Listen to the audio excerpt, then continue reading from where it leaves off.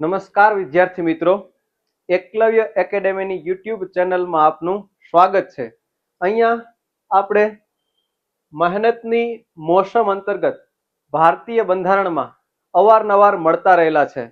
તેમના અંતર્ગત આજે આપણે રાજ્યપાલ સાથેના અને રાજ્યપાલને લગતા એમસીક્યુની સિરીઝ લઈને આવી ગયા છે। તો ચાલો ભણવાની શરૂઆત કરીએ। બરાબર છે।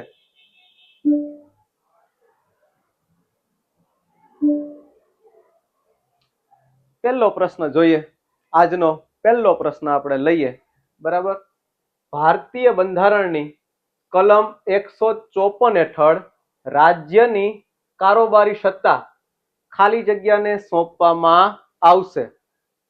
અહીંયા વાત કરે છે કલમ 154, બરાબર, અને વાત કરે છે મિત્રો રાજ્યની કારોબારીની। સૌપ્રથમ જ આપણે જોયું કે આજે સિરીઝ જ રાજ્યપાલ વિશેની લઈને આવ્યા છીએ।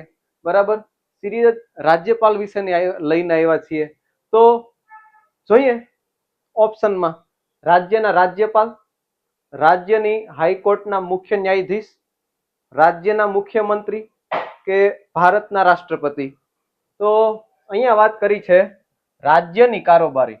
બરાબર, રાજ્યની કારોબારી જે છે તે રાજ્યના રાજ્યપાલને સોંપવામાં આવતી હોય છે।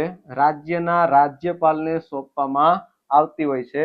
મિત્રો, કલમ 154 હેઠળ વાત એવી કરી છે કે રાજ્યની કારોબારી છે તે રાજ્યપાલને સોંપવામાં આવશે અને બંધારણીય રીતે પોતે સ્વયં અથવા તો પોતાના અધિકારીઓ દ્વારા રાજ્યની કારોબારી ચલાવશે। રાઈટ, એટલે અહીંયા વાત આવે છે રાજ્યના રાજ્યપાલ। ઓપ્શન એ સાચો જવાબ બને છે। બાકીના ઓપ્શન જે છે એ ખોટા ઠરે છે। અંતર્ગત અહીંયા એક રાજ્યના રાજ્યપાલ અંતર્ગત વાત એ કરું કે રાજ્યના રાજ્યપાલ છે તે પોતે બેવડી ભૂમિકામાં હોય છે। બેવડી ભૂમિકામાં હોય છે રાજ્યની અંદર। બરાબર, એક તો પોતે રાજ્યની અંદર રાજ્યના બંધારણીય પ્રમુખ હોય, બંધારણીય પ્રમુખ હોય છે, અને બાકી પોતે રાજ્યપાલ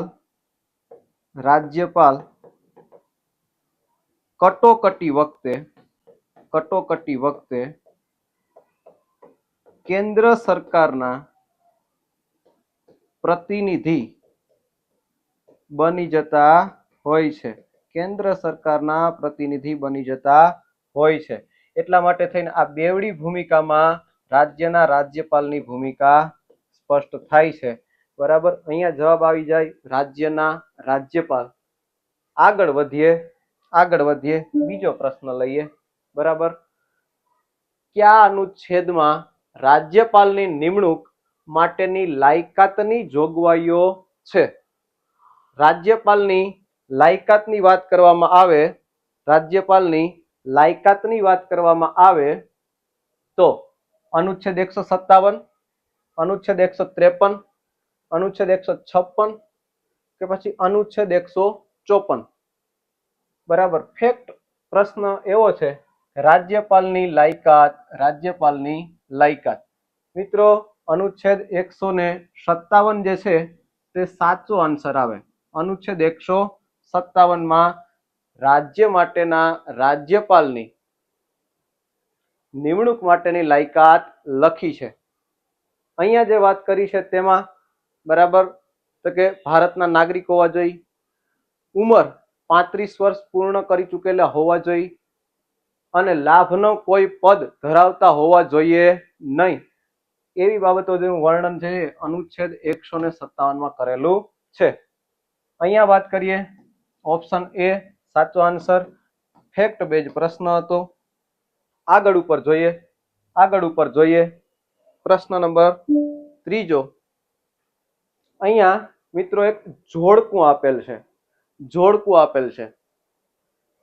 નીચેનામાંથી યોગ્ય જોડ જોડો।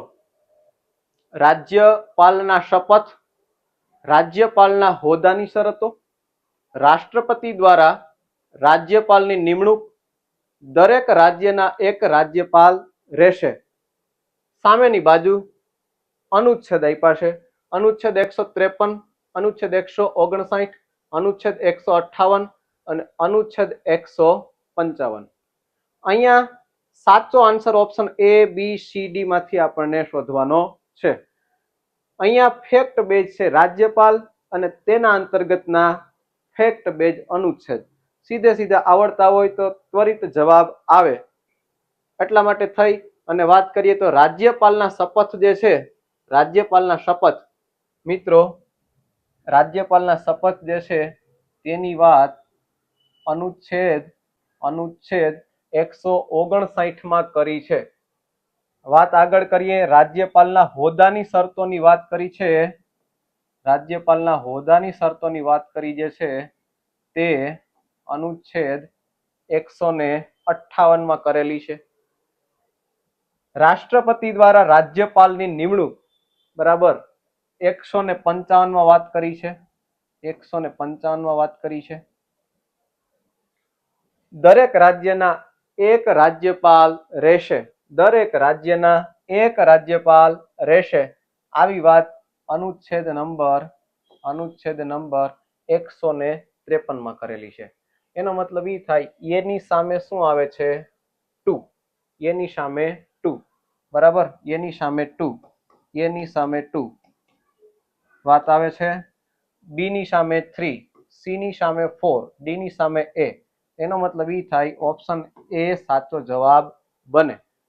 અહીંયાની વાત આપણે આગળ કરીએ તો આ જો દરેક રાજ્યના એક રાજ્યપાલ રહેશે અનુચ્છેદ 153 માં વાત કરેલી છે મિત્રો. પણ એનાથી આગળ પણ એક એવી વાત છે કે ભાઈ એક કરતા વધારે રાજ્ય હોય, એક કરતા વધારે રાજ્ય હોય,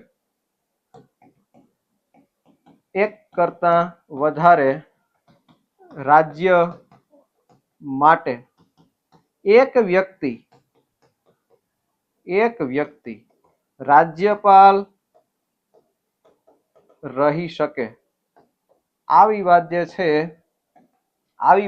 છે તે 7મા બંધારણીય સુધારામાં લખી દીધી. 7મા બંધારણીય સુધારામાં લખી દીધી. મિત્રો 1956 માં 7મો બંધારણીય સુધારો કરવામાં આવ્યો હતો. એટલે આ એક દરેક રાજ્યને એક રાજ્યપાલ તો રહેશે, વાત સાચી, પણ એક કરતા વધારે રાજ્ય માટે પણ એક વ્યક્તિ રાજ્યપાલ તરીકે રહી શકે. રાઈટ, આ વાત ધ્યાનમાં લેજો. આગળ વધીએ. આપણને આગળનો પ્રશ્ન, આગળના પ્રશ્ન પર આપણે આગળ વધીએ. પ્રશ્ન નંબર 4 છે. કઈ બંધારણીય જોગવાઈ હેઠળ રાજ્યના રાજ્યપાલ એ ભારતના રાષ્ટ્રપતિની વિચારણા માટે અમુક બિલ અનામત રાખી શકે? અનામત રાખી શકે. હવે મિત્રો રાષ્ટ્રપતિની વિચારણા માટે અનામતની વાત થાય છે, અનામતની વાત થાય છે, પણ બિલની વાત થાય છે એટલે રાજ્યપાલનો વીટો પાવર, રાજ્યપાલનો વીટો પાવર, રાજ્યપાલના વીટા પાવર બરાબર.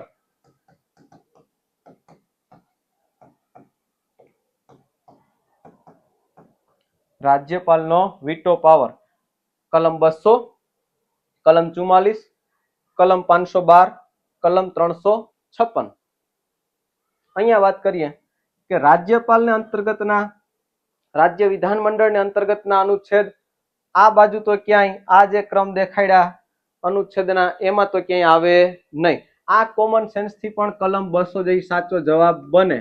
પણ ફેક્ટ બેઝ સીધો પ્રશ્ન જો આવડતો હોય તો રાજ્યપાલના વીટો પાવર અંતર્ગત કલમ 200 આની વાત કરેલી છે. આના અંતર્ગત રાજ્યપાલને એવી શક્તિ મળેલી છે કે કોઈ પણ રાજ્યની અંદર અમુક બિલ બરાબર ભારતના રાષ્ટ્રપતિની વિચારણા માટે પોતે રિઝર્વ રાખી શકે, અનામત રાખી શકે. બાકીના જે વીટો પાવર 3 રહ્યા તે રાષ્ટ્રપતિની સમકક્ષ જ આવેલા છે, રાષ્ટ્રપતિની સમકક્ષ જ આવેલા છે. પણ એક વીટો પાવર રાજ્યપાલને રાષ્ટ્રપતિ કરતા વધારે મળે છે, ચોથો, એ તે આ મુજબ છે બરાબર. કલમ 44 જે છે એ યુનિફોર્મ સિવિલ કોડની વાત કરે છે.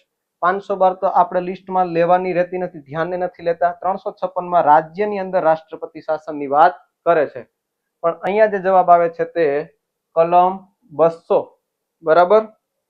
આગળનો પ્રશ્ન જોઈએ. રાજ્ય નાણાં પંચના સંદર્ભમાં રાજ્યપાલની જવાબદારી શું છે? રાજ્ય નાણાં પંચના સંદર્ભમાં રાજ્યપાલની જવાબદારીની વાત કરે છે ત્યારે મિત્રો યાદ કરાવી દઉં.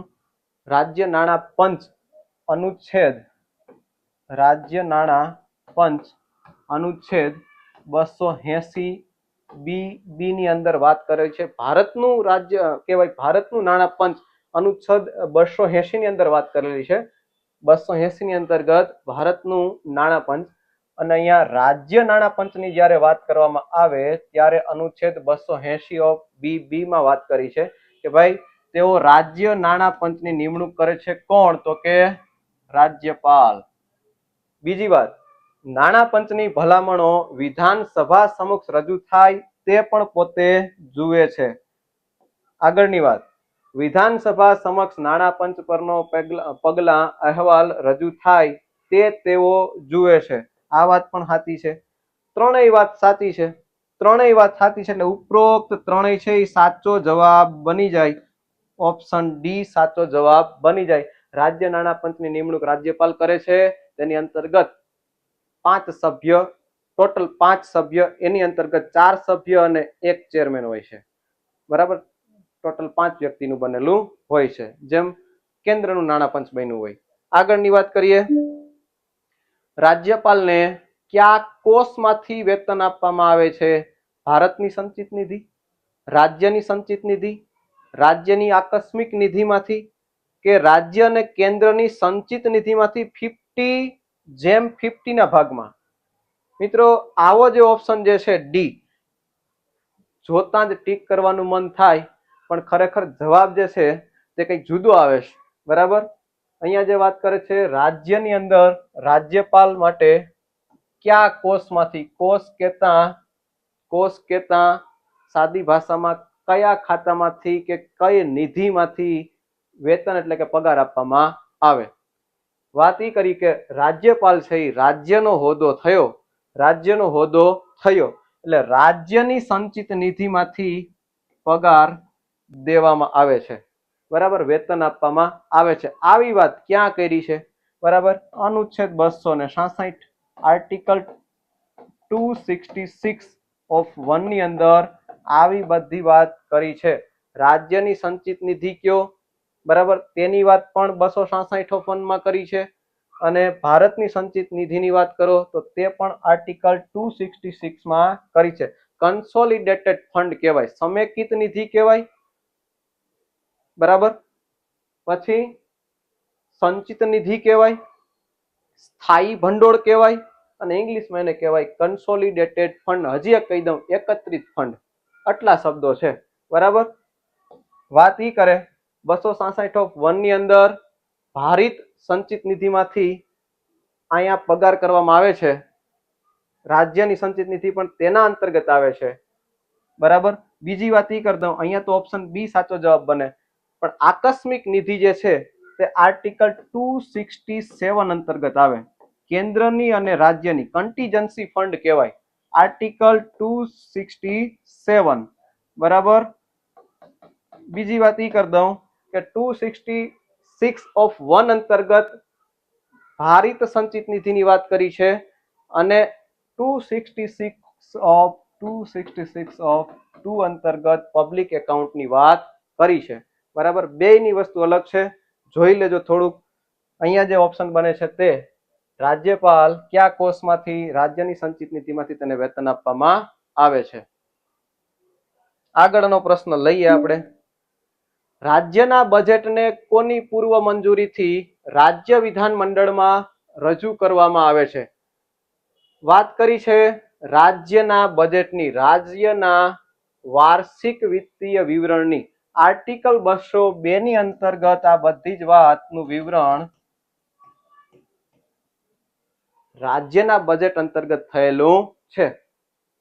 પૂછો પ્રશ્ન, રાજ્ય વિધાનમંડળમાં કોની પૂર્વ મંજૂરીથી રજૂ થાય? મુખ્યમંત્રીની, રાજ્યના નાણામંત્રીની, રાજ્યપાલની કે રાજ્યના નાણાં સચિવની? રાજ્યના નાણાં સચિવની. મિત્રો કેન્દ્રની અંદર જેમ રાષ્ટ્રપતિની જવાબદારી બને છે, બરાબર. એવી જ રીતે રાજ્યની અંદર બજેટ રજૂ કરાવવાની જવાબદારી રાજ્યપાલની બને છે. તેની અંતર્ગત પૂર્વ મંજૂરી રાજ્યપાલની લેતા હોય, રાજ્યપાલની પૂર્વ મંજૂરી લેતા હોય. નાણાં બિલ છે, નાણાં બિલ છે કેન્દ્રમાં રાષ્ટ્રપતિની પૂર્વ મંજૂરી લેવી પડે. રાજ્યની અંદર નાણાં બિલ વિધાનસભામાં રજૂ થતું હોય તો રાજ્યપાલની પૂર્વ મંજૂરી લેવી પડે. અહીંયા જવાબ સાચો ઓપ્શન સી રાજ્યપાલ છે તે સાચો બને. બાકીના ઓપ્શન મુખ્યમંત્રી, રાજ્યના નાણામંત્રી, રાજ્યના નાણાં સચિવ ઓપ્શન ખોટા પડે. આગળનો પ્રશ્ન જોઈએ. નીચેના પૈકી કોની નિયુક્તિ રાજ્યપાલ દ્વારા કરવામાં આવે છે? રાજ્યના એડવોકેટ જનરલ, રાજ્ય જાહેર સેવા આયોગના સભ્યો, રાજ્ય ચૂંટણી પંચ કે ઉપરના બધા? રાજ્યપાલ દ્વારા રાજ્યના હોદ્દેદારોની લગભગ નિમણૂક થતી હોય. અહીંયા જે વાત કરી રાજ્યના એડવોકેટ જનરલ આર્ટિકલ 165 અંતર્ગત વાત કરે છે. રાજ્યના એડવોકેટ જનરલની નિમણૂક રાજ્યપાલ દ્વારા કરવામાં આવે છે. રાજ્ય જાહેર સેવા આયોગના સભ્યો જે છે, યુપીએસસી કહેવાય, જીપીએસસી, સ્ટેટ પીસીએસ, એના સભ્યોની નિમણૂક 316 અંતર્ગત વાત કરી છે. ચેરમેન અને સભ્યોની નિમણૂક આર્ટિકલ 316, બરાબર. અને રાજ્ય ચૂંટણી પંચ મૂળભૂત રીતે તો પંચાયતી રાજ અંતર્ગત 243 અનુચ્છેદ અને 243 અનુચ્છેદ અંતર્ગત પેટા અનુચ્છેદ આર્ટિકલ તમે જોવા જાવ તો એના અંતર્ગત રાજ્યની અંદર ચૂંટણીઓની વાત કરી છે, ચૂંટણીને લગતી બાબતોની વાત કરી છે, લગભગ 243 ઓફ કે ની આજુબાજુ, બરાબર. પણ મૂળ વાત એ કરી કે રાજ્ય ચૂંટણી પંચની પણ નિયુક્તિ રાજ્યપાલ દ્વારા થાય. મૂળ વાત આપણે જે પૂછી તે છે, એટલા માટે થઈને આ ત્રણેય વાત જે છે તે રાજ્યપાલ દ્વારા નિમણૂક થાય છે. એટલા માટે થઈ અને ઓપ્શન ડી સાચો જવાબ બને. ઉપરના બધાની નિમણૂક રાજ્યપાલ કરતા હોય છે. આગળનો પ્રશ્ન જોઈએ. આગળનો પ્રશ્ન જોઈએ. સ્પષ્ટ બહુમતીની ગેરહાજરીમાં રાજ્યપાલ રાજ્યમાં સરકારની રચના માટે કોને આમંત્રણ આપે છે? સૌથી મોટા પક્ષના નેતાને, રાષ્ટ્રપતિ નિયુક્ત કરે તેને, વિરોધ પક્ષના નેતાને કે પાછલા કાર્યકાળના મુખ્યમંત્રીને? મિત્રો, જ્યારે ચૂંટણી પૂરી થાય અને સરકાર બનાવવાની વાત આવે તો જ્યારે બહુમત ધરાવતો પક્ષ જે છે તે સરકાર બનાવતો હોય, પણ અહીંયા જે સ્થિતિ જે છે એ કેવી છે? બહુમતીની ગેરહાજરીમાં, મતલબ કે ગઠબંધનની વાત કરે, ગઠબંધનની વાત કરે ત્યારે રાજ્યપાલની વિવેકાધીન શક્તિનો પ્રયોગ થતો હોય, રાજ્યપાલ પોતે કરતા હોય, એટલા માટે થઈને સૌથી મોટા પક્ષના નેતાને પહેલા આમંત્રણ જતું હોય. ઓપ્શન એ છે એ સાચો જવાબ બને, બરાબર. વિવેકાધીન શક્તિનો પ્રયોગ આ અંતર્ગત. આગળના પ્રશ્નની વાત કરીએ આપણે. કલમ 157 મુજબ રાજ્યપાલ તરીકે નિમણૂક કરવા માટે વ્યક્તિની પાત્રતાના માપદંડ શું છે? ભારતીય નાગરિક અને 35 વર્ષના, ભારતીય નાગરિક અને 25 વર્ષના, ભારતીય નાગરિક અને 40 વર્ષના, ભારતીય નાગરિક અને 30 વર્ષના? મિત્રો, અહીંયા જોવા જઈએ તો રાજ્યપાલના હોદ્દા માટેની નિમણૂક માટેની પાત્રતાની વાત કરી છે. બહુ સિમ્પલ અને ઈઝી ક્વેશ્ચન છે. ભારતીય નાગરિક હોવો જોઈએ અને 35 વર્ષની ઉંમર પૂર્ણ કરી ચૂકેલો હોવો જોઈએ. ઓપ્શન એ જે છે તે સાચો જવાબ બને. આગળના પ્રશ્નની વાત કરીએ તો રાજ્યપાલ સામે મહાભિયોગ અંગેની શી જોગવાઈ છે? ઓપ્શન એ, ગૃહના 2/3 કરતા ઓછી ન હોય તેટલી બહુમતીથી બહુમત, બરાબર, બહુમત ઠરાવ પસાર કરવો પડે. ગૃહના 1/2 કરતા ઓછા ન હોય તેટલી બહુમતીથી બહુમતી ઠરાવ અથવા તો બહુમત ઠરાવ પસાર કરવો પડે છે.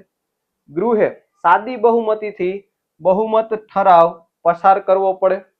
ઓપ્શન ડી, રાજ્યપાલ સામે મહાભિયોગ અંગેની જોગવાઈ નથી. મૂળ વાત એ કરીએ કે રાષ્ટ્રપતિ માટેની મહાભિયોગની જોગવાઈની વાત આપણા બંધારણમાં કરી અનુચ્છેદ 61 અંતર્ગત, પણ અહીંયા રાજ્યપાલના હોદ્દા માટે થઈ અને કોઈ જોગવાઈ મહાભિયોગ જેવી બંધારણમાં ઉલ્લેખ છે નહીં, એટલે રાજ્યપાલ સામે મહાભિયોગ અંગેની જોગવાઈ નથી. મિત્રો, બીજી વાત એ છે કે રાજ્યપાલની મુખ્યમંત્રી રાજ્યપાલની રાષ્ટ્રપતિ દ્વારા નિમણૂક થાય છે. રાષ્ટ્રપતિ દ્વારા નિમણૂક થાય છે. રાષ્ટ્રપતિની ચૂંટણીની જેમ રાજ્યપાલની ચૂંટણી થતી નથી. બરાબર. સેમ વસ્તુ મહાભિયોગની પ્રોસેસ જે છે, પ્રક્રિયા જે છે, તે પણ રાજ્યપાલ અંગે ઉલ્લેખ બંધારણમાં નથી. એટલા માટે ઓપ્શન ડી સાચો જવાબ બની જાય. આગળનો પ્રશ્ન જોઈએ. ભારતીય બંધારણમાં રાજ્યના રાજ્યપાલની નિવૃત્તિ વય કેટલી છે? 58 વર્ષ, 60 વર્ષ, 65 વર્ષ કે હોતી નથી. બંધારણમાં મિત્રો ફરી વખત કહી દઉં, રાજ્યપાલની નિવૃત્તિ વયનો ક્યાંય ઉલ્લેખ કરેલો નથી. એટલે ઓપ્શન ડી હોતી નથી. આ સાચો જવાબ બને. બહુ સિમ્પલ ક્વેશ્ચન છે. આગળનો પ્રશ્ન, બંધારણના કયા અનુચ્છેદમાં રાજ્યપાલના વિશેષાધિકારની જોગવાઈ છે? બંધારણના કયા અનુચ્છેદમાં રાજ્યપાલના વિશેષાધિકારો? મિત્રો વિશેષાધિકારોની વાત આવે તો અનુચ્છેદ 360, અનુચ્છેદ 362, 361 કે અનુચ્છેદ 363. અહીંયા આપણે વાત કરીએ તો અનુચ્છેદ 361 અંતર્ગત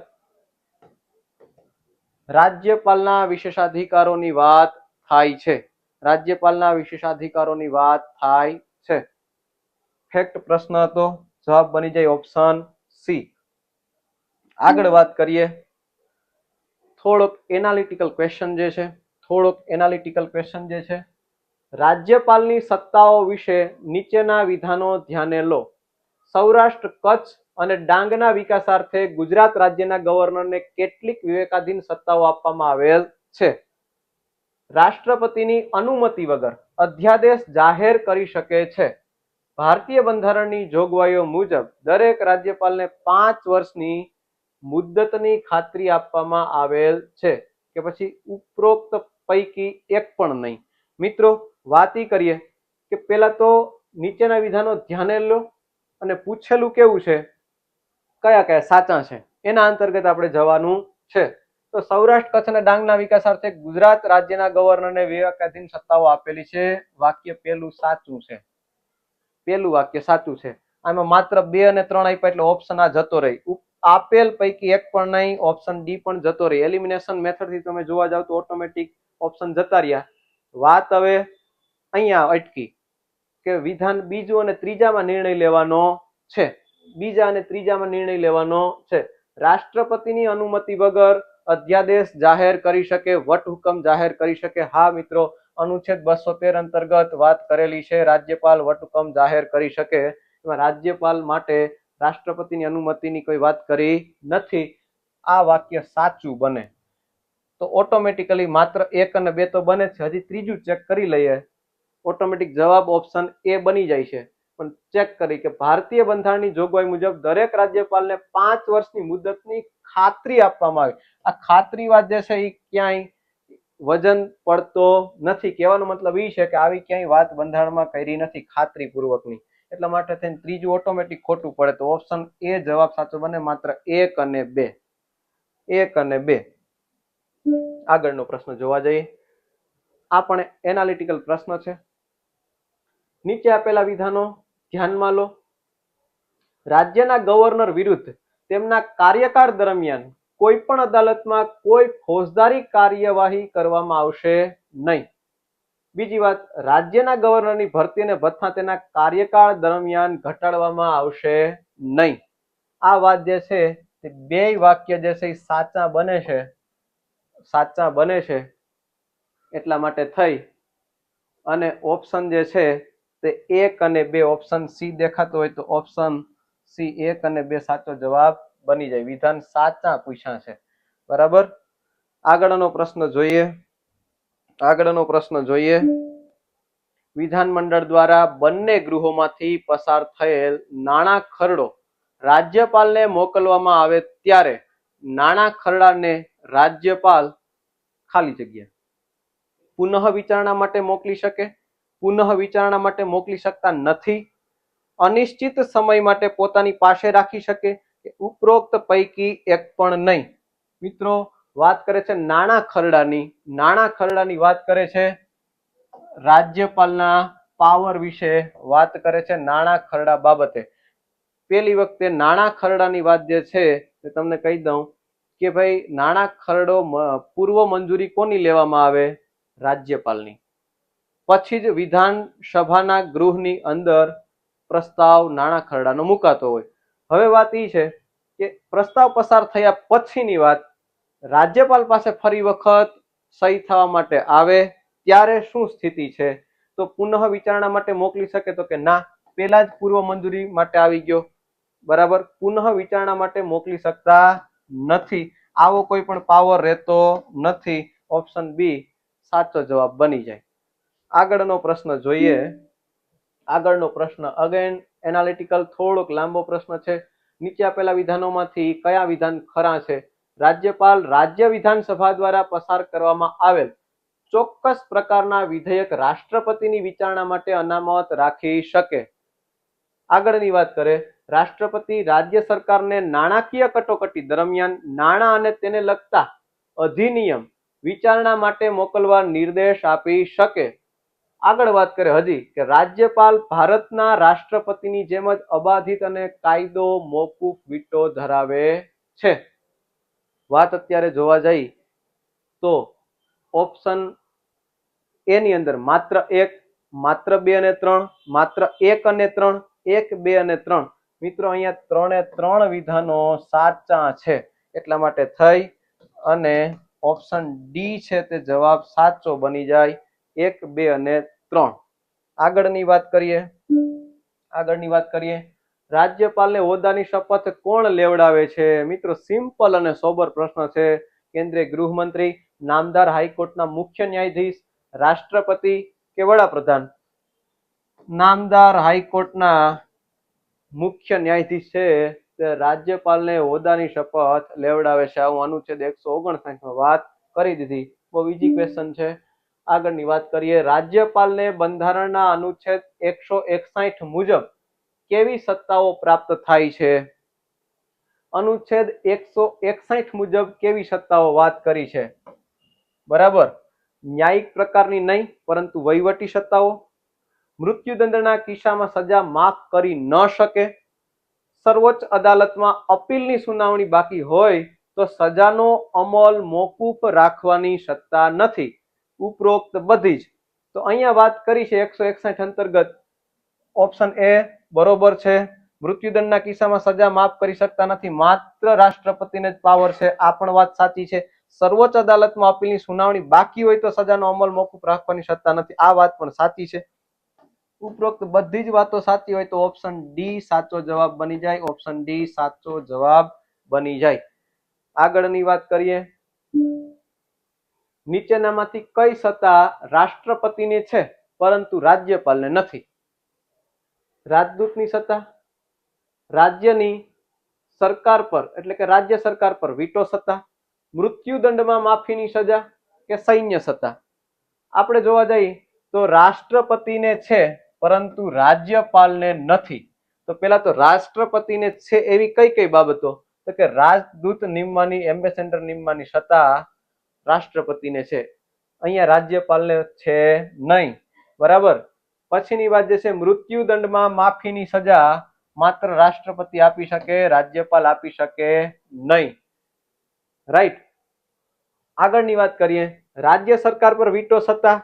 તો અહીંયા જે વાત કરી કે ભાઈ આ જે છે રાજ્યપાલને પાવર છે, રાજ્યપાલને નથી એવું નથી. એટલે અહીંયા ઓપ્શન આ જે છે એ નહીં આવે. આ પોતે આવશે નહીં. એટલે જ્યાં જ્યાં બે દેખાય ત્યાં તો ઓટોમેટિક એલિમિનેશન થઈ ગયું. હવે વાત આવે સૈન્ય સત્તા. સૈન્ય સત્તા પણ રાષ્ટ્રપતિ સુપ્રીમ કમાન્ડર છે, એટલા માટે આ આવશે. તો આ 1, 2 અને 4, 1, 2 અને 4, 1, 2 અને 4 ઓપ્શન ડી સાચો જવાબ બની જાય. અહીંયા પણ ખૂટે છે. આગળની વાત કરીએ. રાજ્યપાલને સત્તાઓ વિશે નીચેના વિધાનો ધ્યાને લો. રાજ્યપાલ રાજ્યની વડી અદાલતના મુખ્ય ન્યાયમૂર્તિની નિમણૂક કરે છે. રાજ્યપાલ રાજ્ય જાહેર સેવા આયોગના અધ્યક્ષની નિમણૂક કરે છે. ઉપરોના વિધાનો પૈકી ક્યું અથવા તો કયા વિધાનો સાચા છે?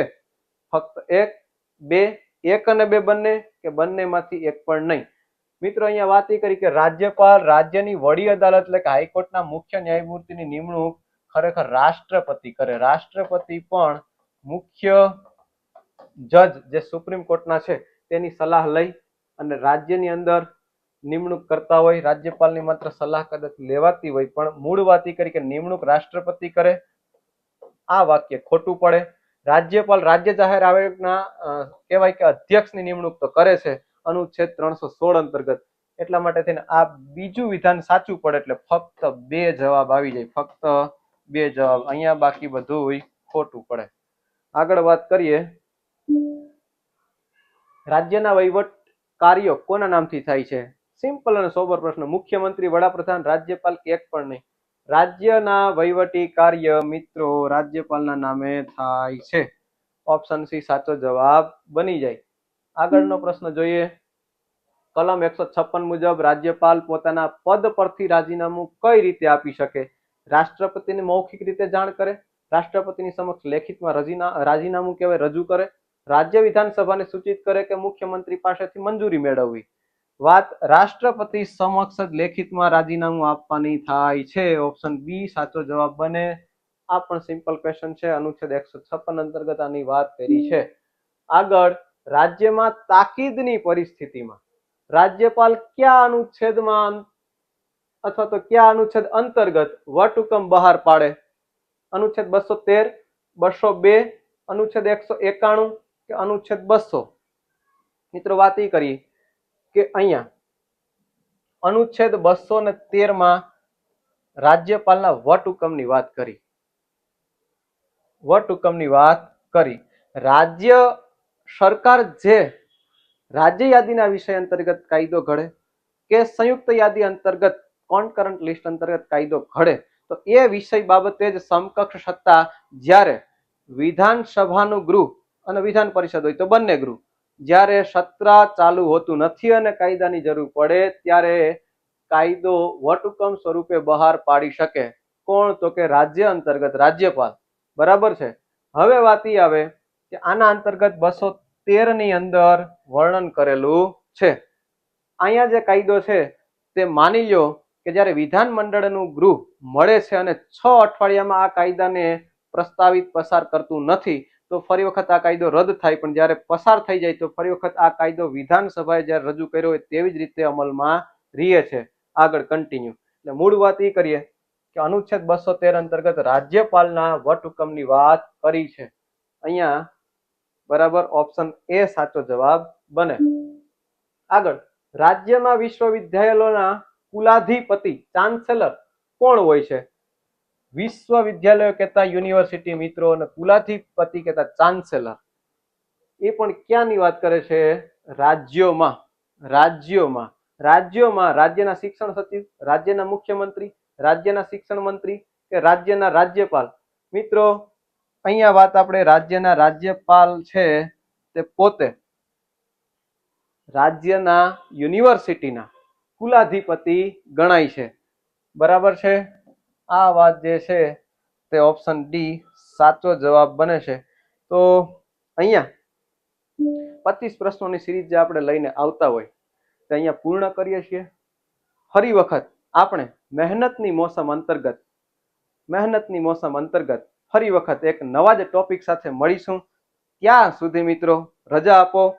આગળ એકલવ્ય એકેડેમી રાજકોટને સબસ્ક્રાઇબ કરતા રહ્યો અને આગળ ઉપર ફરી વખત ત્રીજી બેન્ચનું પણ શરૂઆત થઈ ચૂકી છે. એડમિશન લેવા માટે ડાયરેક્ટ કોન્ટેક્ટ કરો Eklavya academy Rajkot. Thank you.